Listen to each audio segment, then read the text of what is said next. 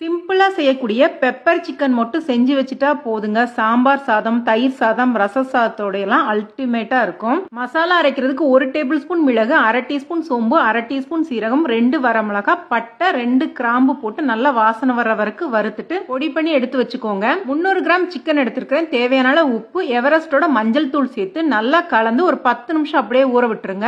இங்க ஒரு கடாயில 2 டேபிள் ஸ்பூன் தேங்காய் எண்ணெய் சேர்த்திருக்கிறேன். ஒரு வெங்காயம் சின்ன சின்னதா கட் பண்ணது, கூடவே கருவேப்பிலை சேர்த்து நல்லா இந்த அளவு வதங்கினதுக்கு அப்புறமா 1 டீஸ்பூன் இஞ்சி பூண்டு விழுது சேர்த்து அதுவும் பச்சை வாசனை மாறினதுக்கு அப்புறமா ஒரு தக்காளியில பாதி சேர்க்கிறேன். இதுவும் நல்லா வதங்கினதுக்கு அப்புறமா ரெடி பண்ணி வச்சிருக்க சிக்கனை இதோட சேர்த்து நல்லா எண்ணெயில பிரட்டி எடுத்துக்கோங்க. 2 நிமிஷத்துக்கு சிக்கன் நல்லா வதக்கினதுக்கு அப்புறமா 1/4 கப் தண்ணி, தேவையான அளவு உப்பு சேர்த்து லோ ஃபிளேம்ல வச்சு ஒரு 15 நிமிஷத்துக்கு சிக்கனை வேக வச்சுக்கோங்க. இப்ப சிக்கன்லாம் நல்லா வெந்து தண்ணி எல்லாம் இந்த அளவு ட்ரை ஆனதுக்கு அப்புறமா நம்ம ரெடி பண்ணி வச்சிருக்க மசாலாவை சேர்த்து லோ ஃபிளேம்ல திரும்ப ஒரு 5 நிமிஷத்துக்கு இடையில பிரட்டி விட்டுக்கோங்க.